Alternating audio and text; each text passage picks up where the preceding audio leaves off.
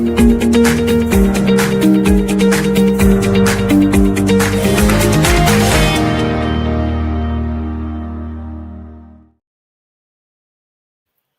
morning. Welcome to the Energy Realities Podcast. My name is Stu Turley, podcast host for the Energy Newsbeat podcast channel. And I'll tell you what, we are going to have some serious fun this morning.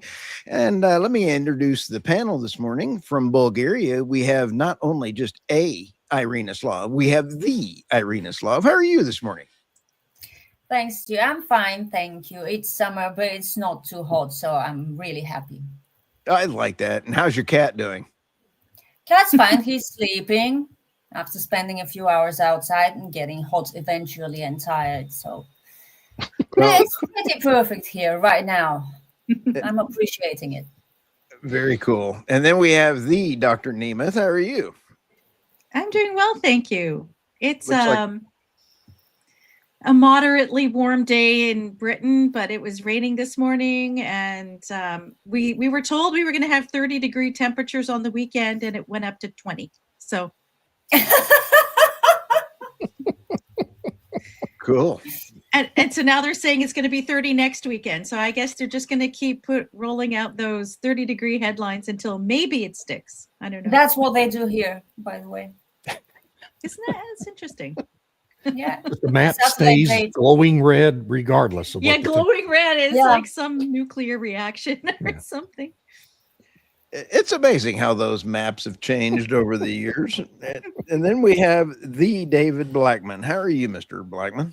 Me and my amazingly disappearing cap. Look at that. Look at that. Oh, there it goes. All right. So, yeah, I'm good, man. It's great. It's a beautiful day in Texas, as always. Fantastic. So I'm going to go ahead and just turn this over to the group.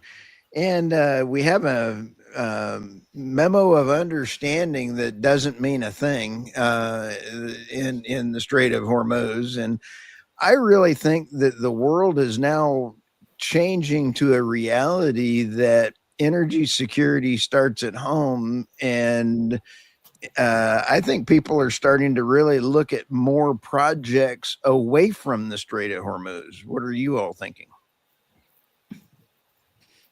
Yeah, I mean, well, it depends on the country. Right. Yeah. Because I'm looking at the UK and they're not doing anything. Sorry.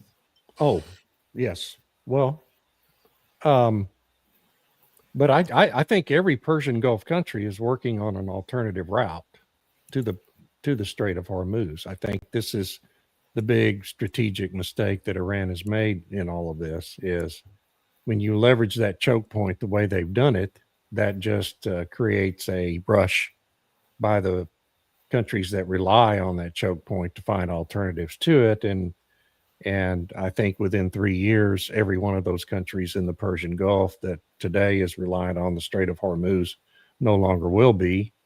And Iran will have lost its real geopolitical leverage as a result. That's a good thing for the world.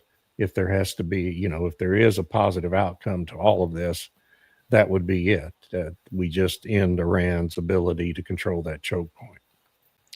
Kuwait last week and two other ones also both had meetings with Oman and Saudi Arabia to tap into their pipelines and their other projects. So you are spot on. They are going to be doing that. For our podcast listeners, I was tracking LNG tankers. One of them is an Indian tanker, went through the strait last night, and now it's going to an Indian port. So there is going to be some traffic rolling through. And when you comms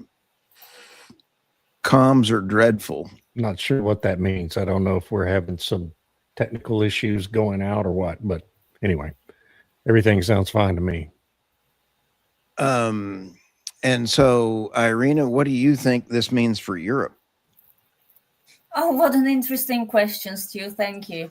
I was just thinking today because I wrote a Substack about green hydrogen, yes, again, and biofuels being promoted as homegrown energy. And how we should totally do that instead of oil and gas, and how a Spanish energy company used to be called Cepsa, now it's called Muivi or something. Anyway, it's building the biggest hydrogen valley. I don't know why they call them valleys. We were supposed to have a hydrogen valley here next door, basically.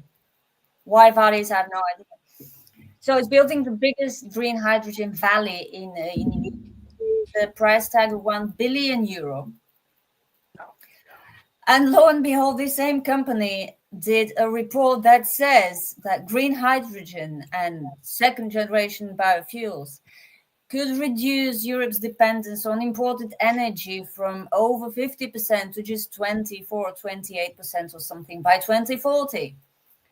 Yeah. Okay. Nobody knows how much this will cost, how many billions would need to be wasted on that. Meanwhile, Norway is getting seriously pissed with the EU for that, the restriction on Arctic drilling. And I think it was the Prime Minister who got fed up and told the FT, please make up your minds. Let us do energy because that's homegrown energy. And he definitely has a point. They have local energy, just like the UK. So does continental Europe. Not everywhere, but if you let the Norwegians drill for gas and for oil further north, that could help. And it won't cost those billions that will be spent on green hydrogen that nobody can afford. Yeah. If they could, the cost would have come down, but it hasn't. So for Europe, it means absolutely nothing unless they really change their agenda. However things work out or don't work out, however things develop in the Middle East, Europe remains reliant on imports. That's the end of it. I'm lost on how green hydrogen could reduce Europe's reliance on oil so dramatically in just 14 years. You're going to, I mean, do they account for, I mean, just the infrastructure costs alone are just so daunting. Yeah, and the boss of that company said that we need to build infrastructure because you also need infrastructure for that, second generation biofuels. To me, it's impossible. It's a fantasy, but it's a way to get money for stupid projects. So. Yeah, it's like they can tap into that Repower EU granting mechanism, right? It's finite. Because, yeah. Where are they getting that money from? Exactly. Pulling it out of the sky or something. Yeah, the Norway thing is interesting because they're reopening 3 natural gas fields that they had closed down back in 1998. And the EU and the environment groups are going apoplectic. And then Norway has also proposed 70 new locations for exploration and development in the North Sea, the Barents Sea, and the Norwegian Sea. And the environmental groups and the left, it's a Labour Party in charge in Norway. And the Greens are flipping out. And the activists in the EU are going crazy. And it's funny because the Guardian reported on this about a month ago. And one of the co-authors of the piece was Gillian Tett, who normally writes for the Financial Times. And there's this tone of criticism that, how dare Norway be doing this, providing reliable energy to Europe, which it turns out Norway is pretty much the only place where the EU can get reliable oil and gas. And then, like I had started to talk about, the UK is going the absolute opposite direction, where they're tripling down on net zero. They're putting forward all these policies where people have to reduce consumption because conservation is now a big thing. And they're introducing all of these different rules for appliances and being able to monitor how people use their energy, because everything they want to add on, which is more wind and solar and batteries, it's unreliable. And they know it's not going to be enough. And they know it's unreliable. So instead of building what works and exploring and developing more in the North Sea and jurisdictions that they control, they want to control how people use power. So It's Yeah. not a solution for anything, but it certainly follows through with the net zero stuff. Right. And that's always going to be the end game, is to control how everyone's behavior to fit the model Yeah. that they're building, right? That they want to build. But I'm just still confused on what are we, or is Europe now supposed going to switch to hydrogen cars instead of electric vehicles now? Is that what the key is going to I be? really have no idea. I think it's just hydrogen peddling. Green molecules, they call them together. Biofuels and green hydrogen are together collectively called green molecules. Apparently, molecule is very, very hypey word. And then did you see another report? Covered it for oil price today. How most businesses expect operations to go electric by 2035. Yeah. It's a good thing we're all sitting down. Now, the study comes from some outlet that was, it was commissioned by several organizations. Among them, I'm reading the list out: E3G, Women Business Coalition, and the Global Renewables Alliance. Yeah. But of course, we're supposed to believe that this is a very impartial study, and that really businesses, what sort of businesses? I can't electrify my business any further. I only use electricity to conduct my business because I do it on a laptop. But I can't choose where I get my electricity from. And I'm not planning on, getting it from solar alone. But I'm a micro enterprise. So bigger businesses, for example, in the service sector, how do they do that? How do they go electrified? Yeah. This sort of thing, let alone heavy industries. I think I've mentioned it before that the green mob has seen a great opportunity in this crisis right now to push their agenda as a question of energy security first and emission reduction second. It's still not going to work because it's still expensive, but they keep pushing. Yeah. Well, and it makes sense that they're doing that because they've seen the shift now in the momentum in favor of energy security rather than emissions reduction that started really 3 years ago. And they're trying to catch up desperately by not by changing what they're doing, right, but by changing their talking points, which is how the left always operates. You double down on failure, but you update your talking points. Oh, that's just great. They're spending money on green hydrogen in Kenya and Namibia. Yeah, because the people there could use some more trouble. And Germany just agreed to pay 1.3 billion euro for green hydrogen from Denmark. Did no one? How are they transporting it? Right. Well, yes, that's a really relevant question, actually. How does it move? Yeah. How does it move? Because hydrogen is notorious for embrittlement and everything else. Yeah. So how are they moving that? Yeah. Some sort of tender that sounds like the electricity tenders, but I didn't go in depth. I'll just look now. It's like no one read the news that BP and Shell both canceled their major green hydrogen projects in Europe for a good reason. They didn't make those decisions just by flipping a coin. There were really good business reasons behind doing that. And those are two companies that did everything they could to pretend to be green for 30 years and are now facing reality and moving back to their core business. And if the governments are going to continue to subsidize this kind of stuff, it's going to continue to seek the money. The rent seekers are going to continue to come in and try to do it. And who knows, maybe someday they'll find some success somewhere. So the Danes are building a 133-kilometer pipeline from Esbjerg to the German border. It should be fully operational by 2030. Where does it go from the German border? I don't know. We will have to connect to some other pipelines, but no. Get this. Do you know what the capacity of this pipeline will be? 3 gigawatts. 3 gigawatts. And how much are they spending on Oh my gosh. 3 gigawatts? Wow. Well, my neighborhood could be powered by that, I guess, maybe. I'm not sure.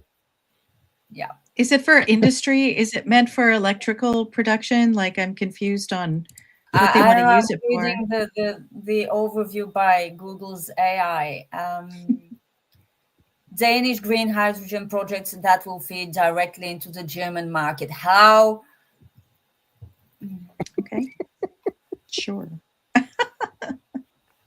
A don't know. Hindenburg. Yeah, I think Mordecai hits it right on the head there. A Hindenburg. And then the next questioner is, have you ever been Turkey, guys?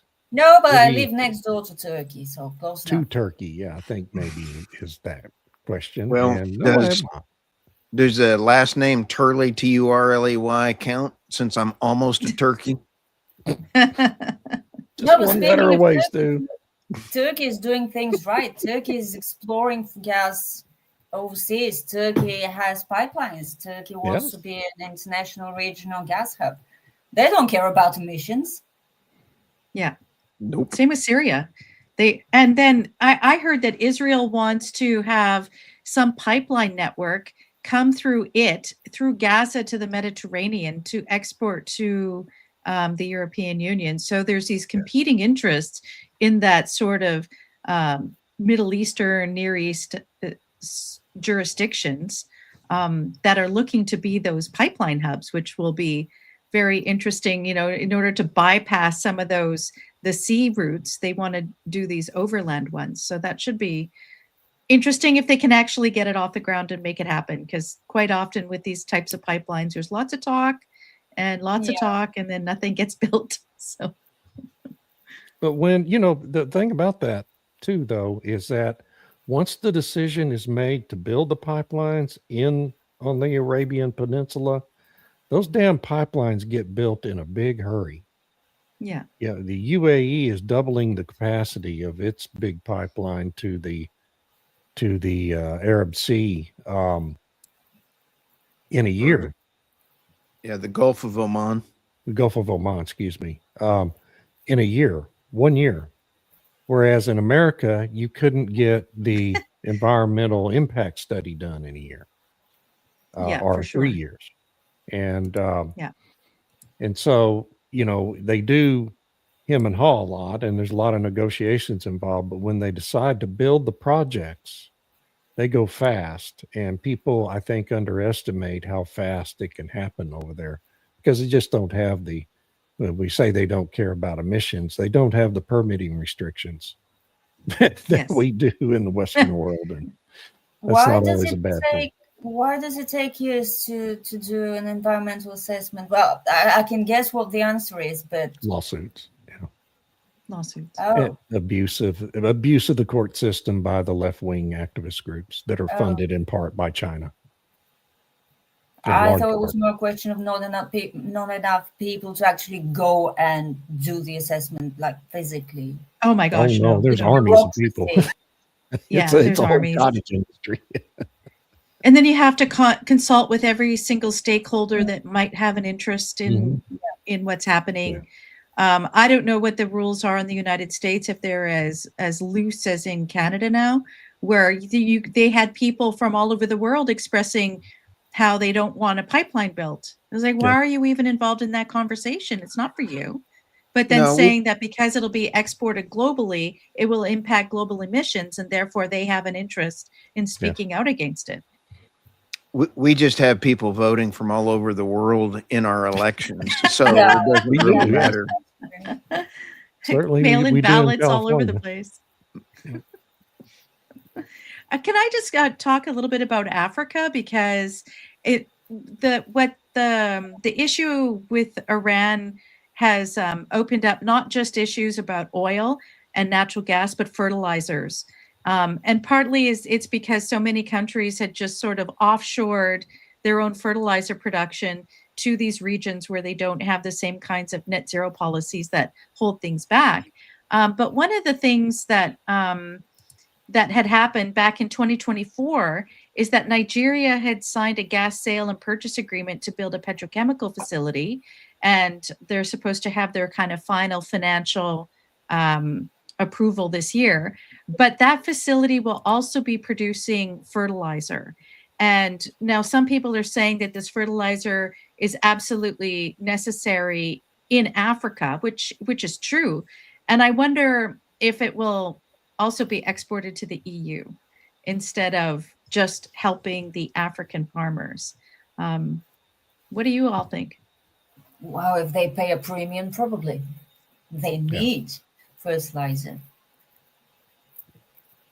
Yeah, and I mean, and Africa needs the fertilizer to go to the EU and the United States, because Africa imports a lot of food from those sources. And so if we can't, grow the food here, then people in Africa are going to starve. And that, of course, is one of the potential major impacts we could be seeing here over the next year or two, the fallout from this Persian crisis. And it hasn't received enough attention, I think, in the media. It's not my specialty. I've written about it a couple of times, but I'm not a farmer. I don't write about farming, but it's a big deal, and the fallout just could be awful in terms of human lives in the coming 2 years. Yeah. Well, what my understanding, I was listening to an analysis that Louisiana wants to build a huge fertilizer facility in order to onshore more fertilizer production in the United States. But the regulatory process is so long that they might only get approval next year, maybe, if they happen to get through that gauntlet, the regulatory gauntlet. And then once construction happens, that's probably another 8 to 9 months, maybe a year before it can be online. So you're looking at 2 years before, if things go to plan, right? That this fertilizer production can happen in Louisiana, where there's gas there. So it's interesting because Canada produces a lot, but we export it and don't give a better price to Canadian farmers. Yeah, they pay world price. And the thing about the Louisiana facility is, before it even starts construction, it's going to get hit with major lawsuits from the same anti-development groups that oppose all sensible things in the United States. And so that project will get held up for additional years, because they'll find friendly judges appointed by Joe Biden and Barack Obama to issue injunctions. And so, it's damn near an impossibility to build anything real and productive in the United States anymore. And you have to really be dedicated to the cause to get it done ultimately. So, we just got our first refinery in, I think since a million years ago. Noah 79. Yeah. Noah built the first one. And then, so this one is just now coming in. The CEO is very, very good. We don't even refine our own light sweet crude out of the Permian. And this is the first refinery designed to do that. And it is coming online in 2027. And it took him 10 years to get here. So get the permits. It's a problem. In a friendly state in Texas. Yeah. So it's a big deal. We need permitting reform. Congress continues to work on it. And there's a bill that would be pretty good. Okay. Solve some of the problems. And hopefully that'll get included in the next reconciliation legislation so the Democrats can't kill it. This is kind of nice. Somebody gives Stu a compliment. Yay. We love Stu. We love Stu. Will there always be a global price for oil, or will that change? Yes, you're going to have supply and demand pricing, because exploration and drilling does cost, but it changes around the world. When you take a look at Guyana, you have Shell and Exxon. Their drilling cost for recovery of oil in Guyana is about $20 a barrel. So when you take a look at profitability, you can really sink down. Now, profitability in Alaska, it's probably around $70 a barrel when you get started. Off of Greenland, They've now got Greenland drilling coming in, and it's going to be expensive while you build the field. Till you build the field, you're going to be even higher than that. It's a good question. Well, it's billions of dollars in upfront investment before you produce a single barrel of oil in the offshore anywhere. Yeah, and Guyana's cheap. But on the global price question, Stu hit on it a minute ago. We don't have refining capacity to refine the crude we produce. The light sweet crude we produce is now 60, 70% of all of our oil production in the United States. And we have very limited capacity to refine it. So it has to go on to the international market. And that means we have to import barrels from the international market. And that means we are hostage to the global price for crude. And that's because the federal government made it impossible to build a refinery in this country for almost half a century. That's a direct result of that.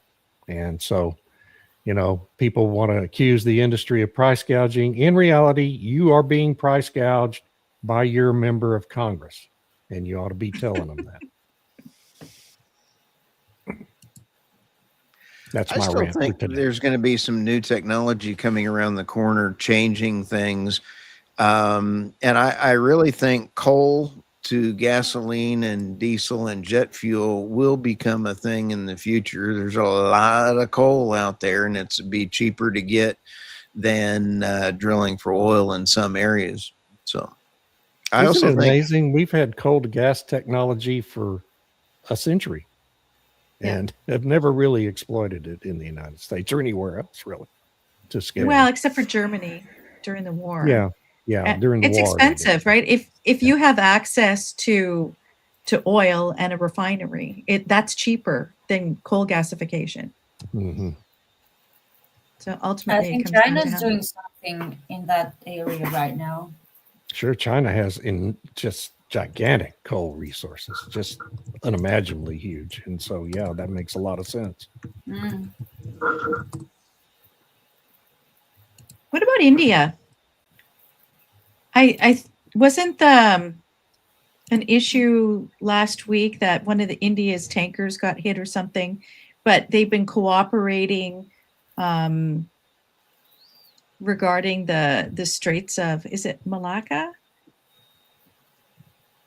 Oh, that's the strait there in the Indian Ocean, right? In the Indonesia area, right? Yeah. Which the United States basically controls now. Yeah. So, it's interesting because if you look at all these different sort of geopolitical moves, it's all about America and China. And it's not necessarily what people think it is. And it's interesting that how India is trying to have more reliable supplies. They have to be convinced that, to take the side of the United States and whatnot and in these issues. I think they still have unresolved, though, their trade agreement, which could affect things. But I don't know. It's an interesting development there. Yeah, and Why India. does everyone have to take sides? This is beyond me. We're talking about trade. Trade benefits both the seller and the buyer. I mean, wars and geopolitics and ideology are a whole other thing. Yes, they are. This simplistic view of the world by certain politicians in positions of power that you're either with me or against me is baffling to me in this day and age. But it's actually fitting for this day and age because back in the past, they knew that diplomacy is important and doing business, even while you're at war, if you will, is important to keep everyone going. It's just interesting, random observation. Yes, and hopefully we're about to get back to having everybody going here. We'll see. I'm not sure. We'll see. Europe is filling its gas storage. I see it's now at over 40%. So they're paying through the nose, but they're filling it. Who is filling? They have to. Who's filling gas storage? Union, yeah, they have to. Yes, EU. Yes. Well, it's interesting because Germany has been signing these different agreements, I would say, over the past 2 years to solidify LNG purchases from Canada once they're up and running. So there's a new LNG facility that's through in the major projects office. I guess who knows when it'll get built. And it's called Lisums, and there's a coalition of producers who will go to this facility, which is all electrified. Apparently, they're not allowed to use the natural gas to generate the energy to liquefy the natural gas. They have to use electricity, which is clean because it's from hydro. Anyway, so yeah. I mean, it's got to be generated by something. Yeah, that's what always confuses me about the whole electrification argument is, yes, you have to electrify everything. Well, okay, fine. Something is generating the electricity. Tell me what it is, and then I'll tell you what benefit you created. Yeah, so in British Columbia, they built this new huge hydro dam called Site C. It took forever, kind of like all of these mega projects, they take forever.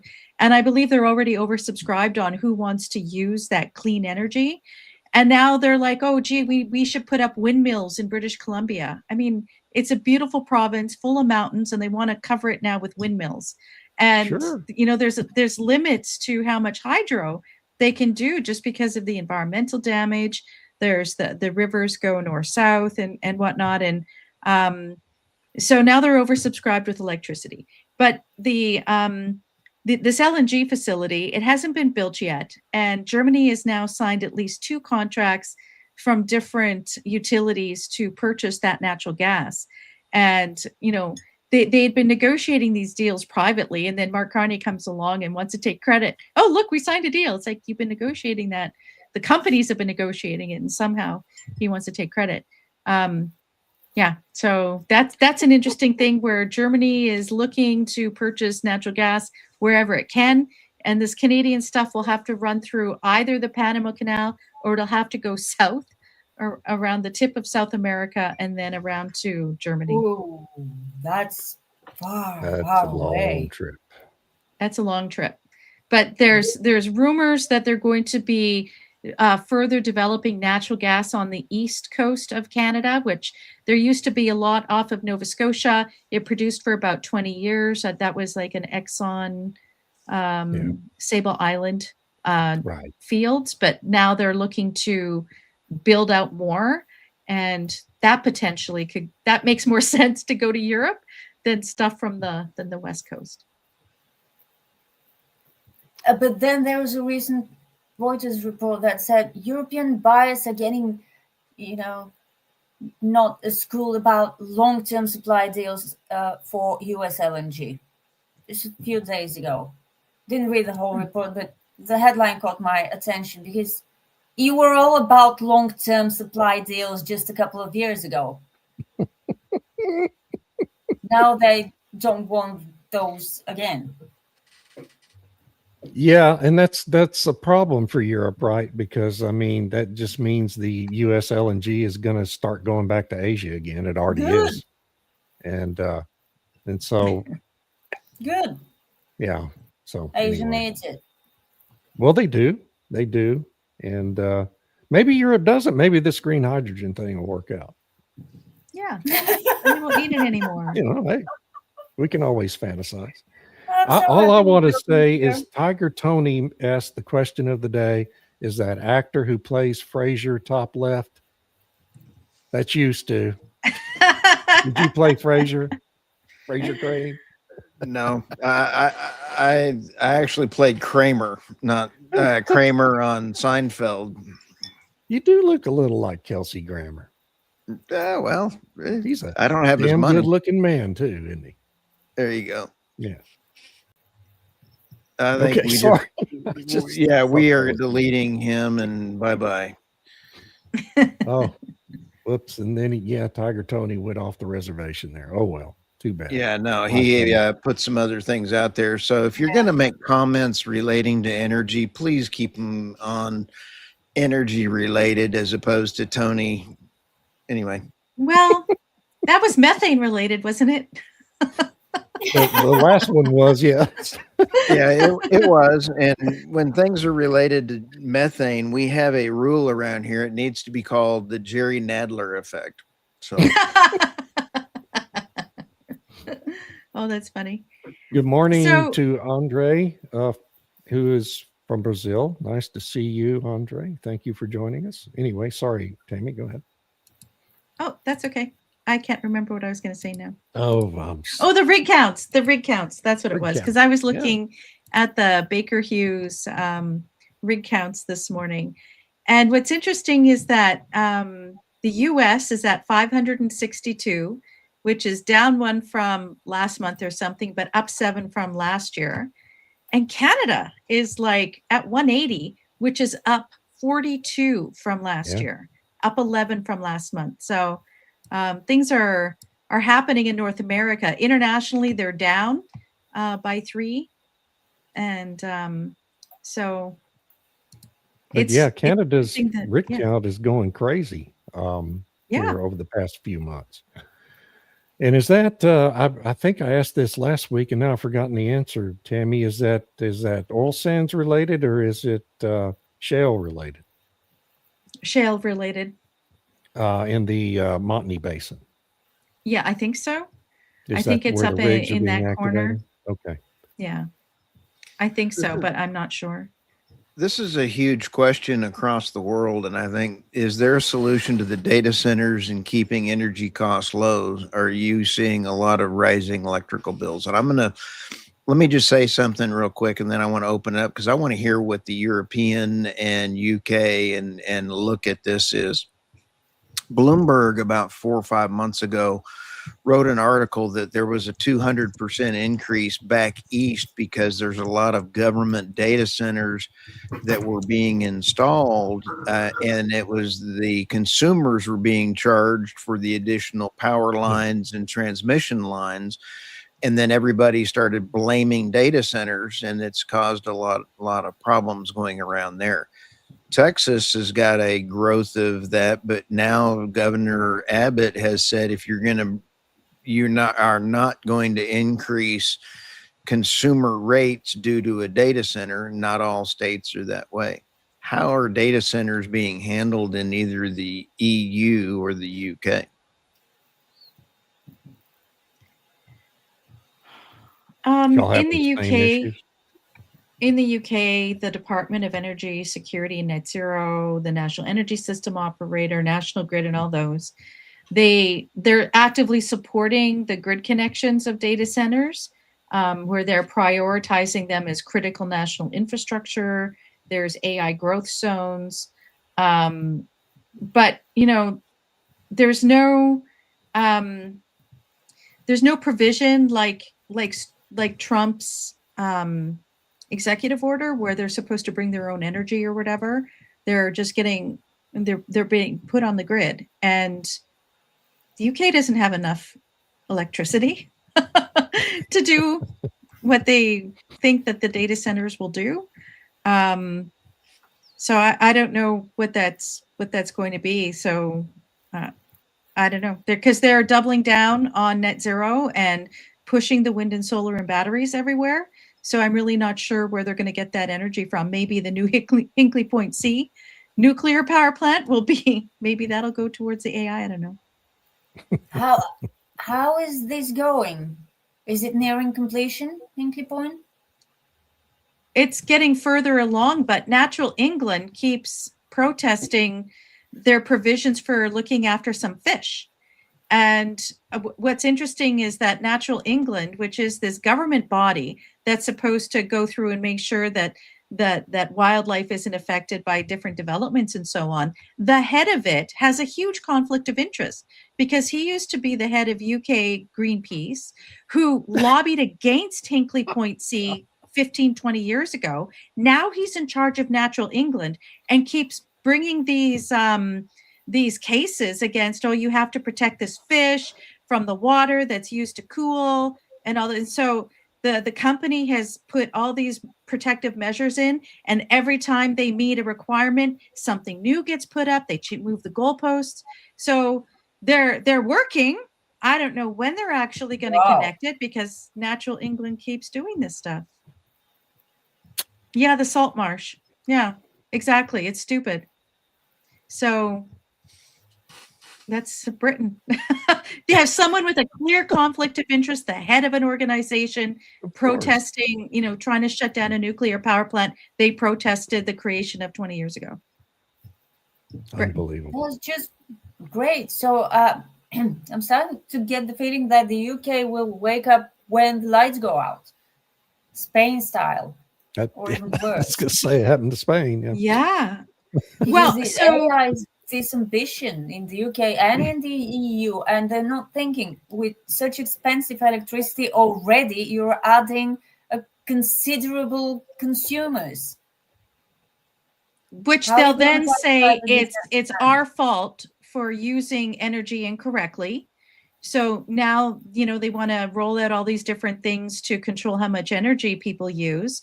And instead of blaming it on net zero as they ought to, they will try to divert people's attention like they have in Democrat regions in the United States.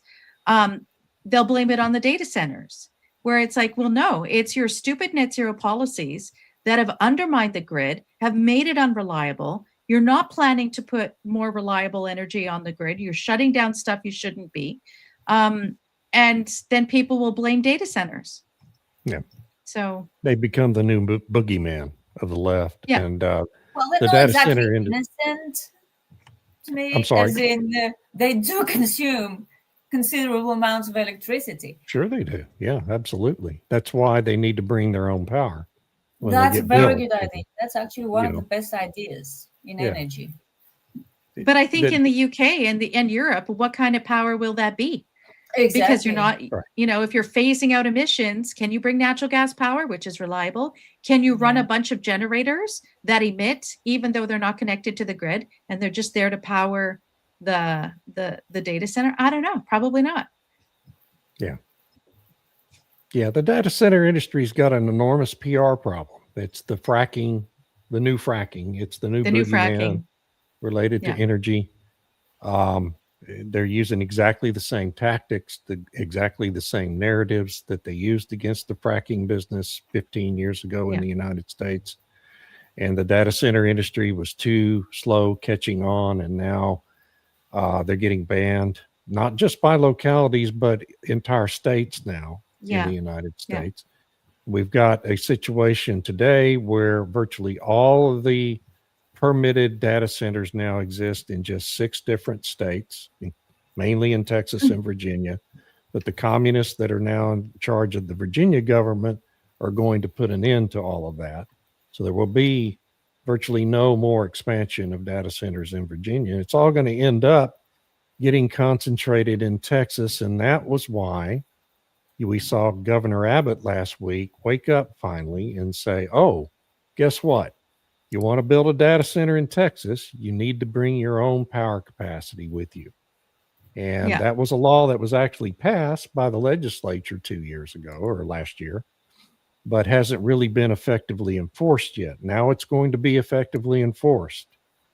And so the data center industry is going to undergo some pretty significant changes in the United States, and it's going to slow down. The expansion of it is going to slow down when even Texas is now pushing back and restricting what they can do. That's going to slow down the expansion. And what that means for, we keep hearing that the United States is in a global competition with China mainly for dominance in the AI space. Is that really a big risk? I don't know. I don't know how much computing capacity the AI business really needs beyond what's already in place and planned.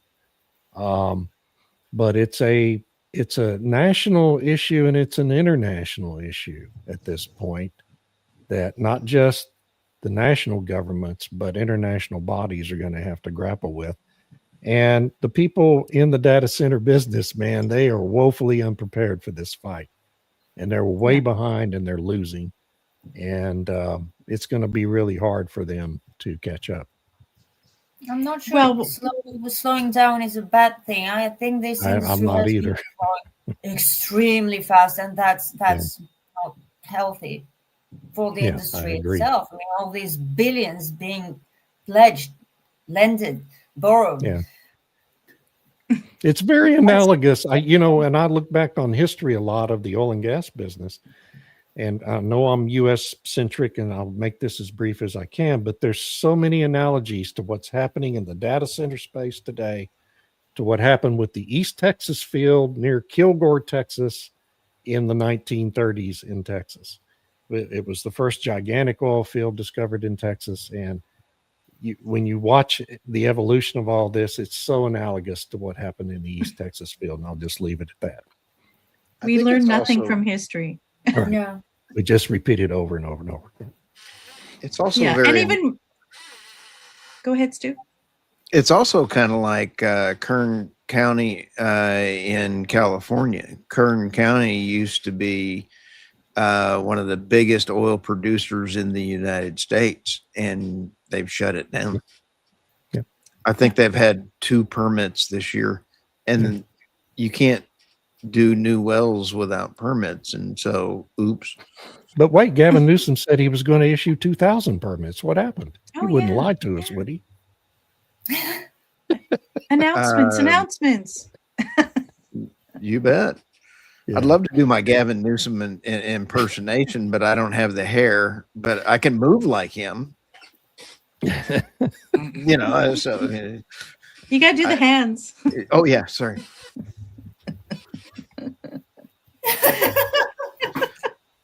Oh gosh. Well, My imitation of Gavin Newsom was spot on. Good. I thank you, Jeff. with respect to the data centers, it'll be interesting because Elon Musk says he will do data centers in space, which is possible, and have them up, he's saying, within 2 years. So it'll be, what I find fascinating is in the Canadian conversation, the European conversation, the UK one around data centers, is that they need to be sovereign and they don't want to be relying on external jurisdictions, aka America. So they want to build their own.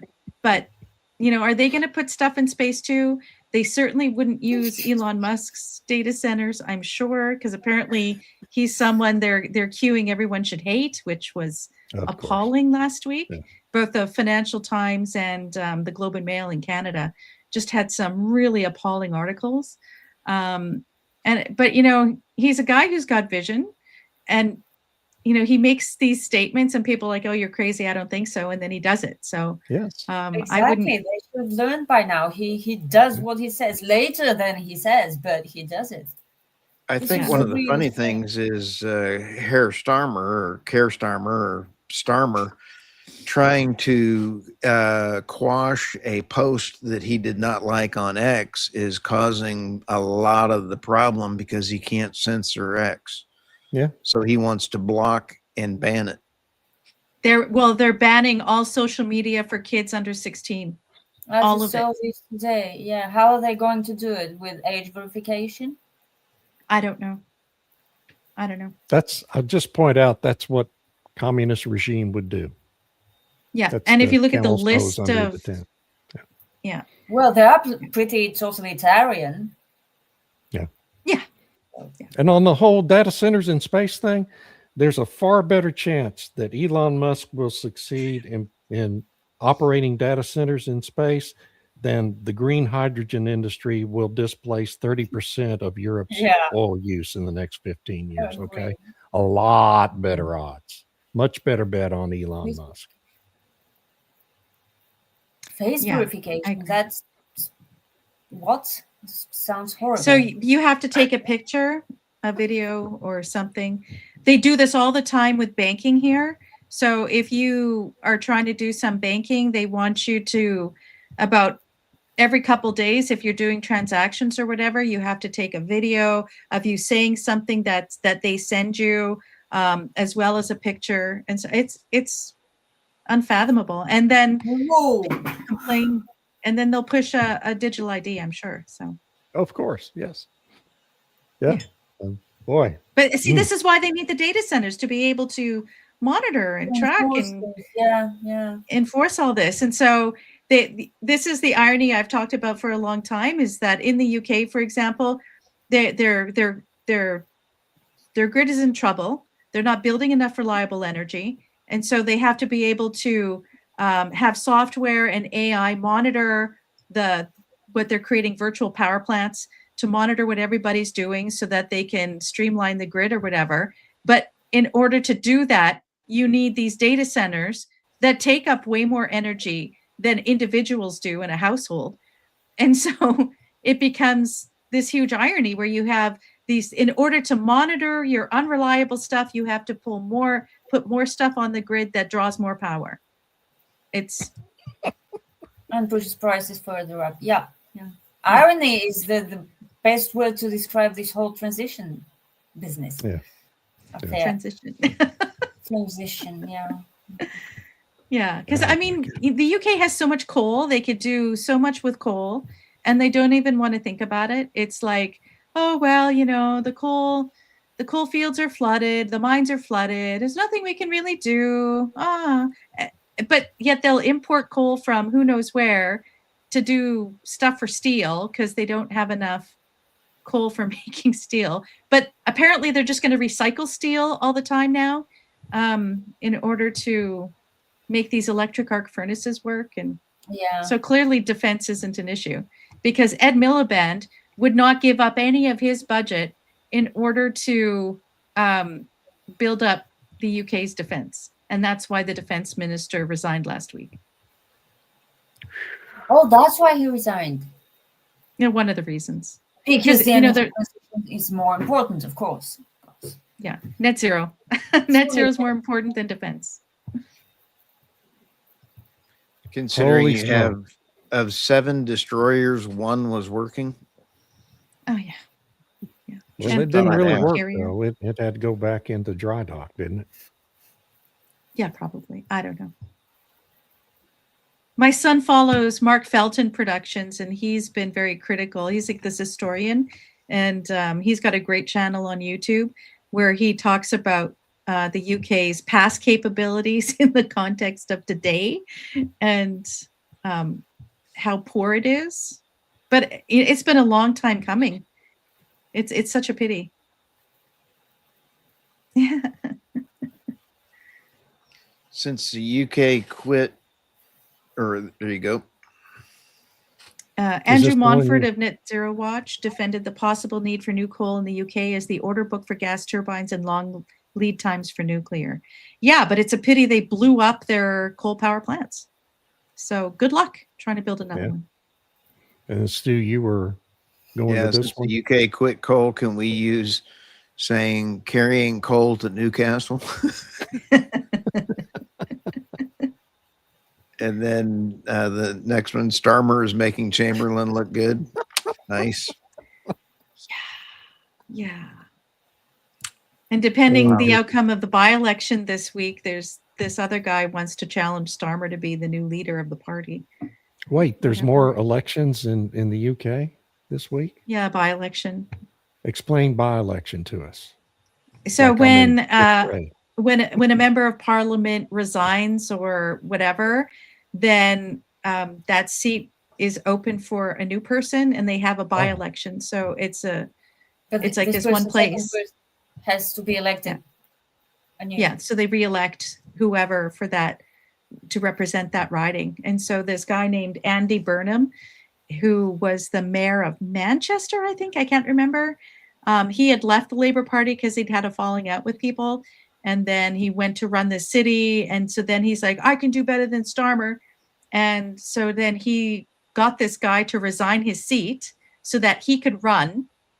And if he's elected, then he would immediately challenge Starmer for the leadership of the party. Oh, okay. Wow. Well, my dog could do better than Starmer, and she died 4 years ago. She certainly do less damage. Yeah. You said a cheaper way? I said, yeah, we have a cheaper way. We don't have by-elections because we have lists of politicians from each party, and the one at the top of the list goes in if there are enough votes for the party. If he or she resigns, the next on the list just automatically takes their place in parliament, saving money on elections. Bulgaria would 7 over Yes. Well, it's funny because no one's made the case about it being expensive.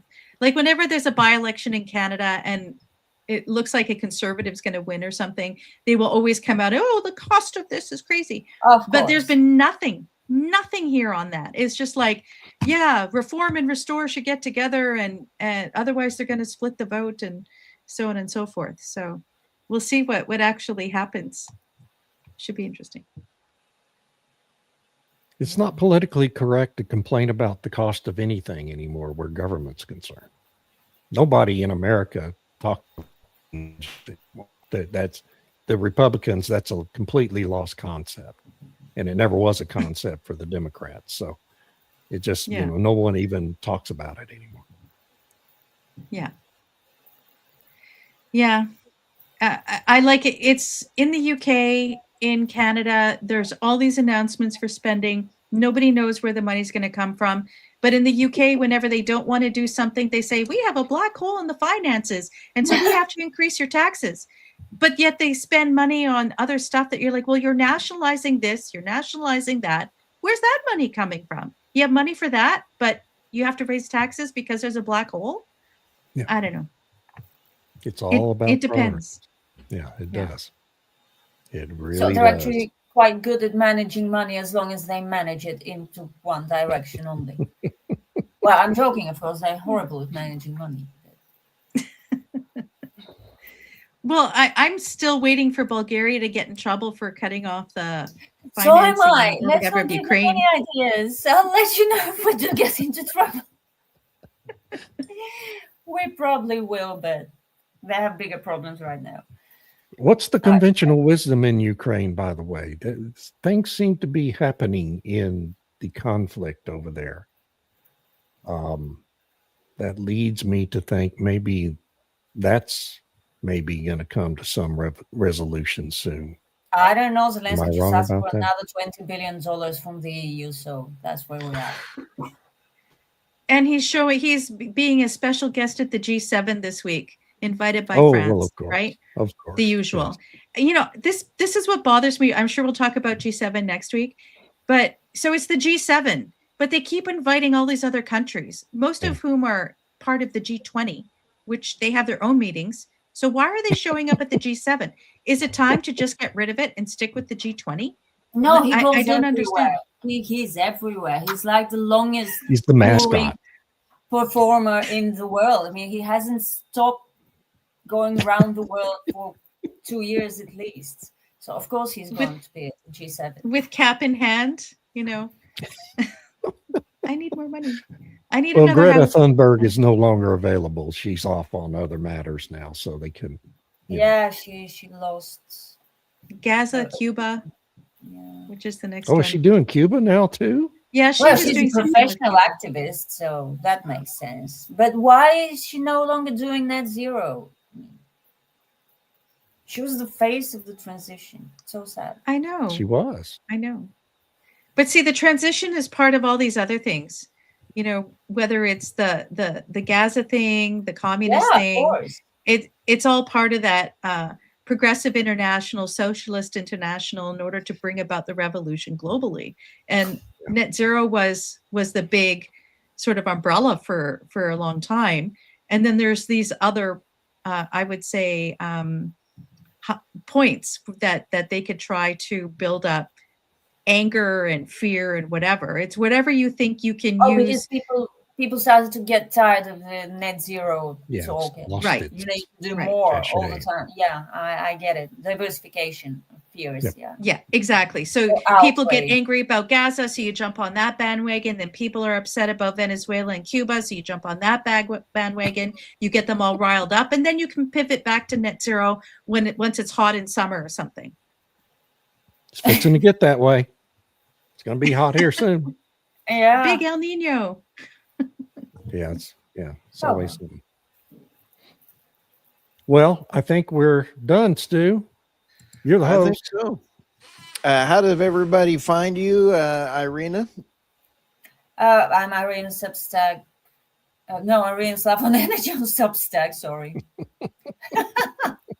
And everybody goes to the nemethreport.substack.com Yep, that's the place. and then go to blackmon.substack.com and Very go simple. to theenergynewsbeat.substack.com. And all right, have a great time, guys. Have fun. Thanks, Thanks, everybody. everybody. Bye. Bye.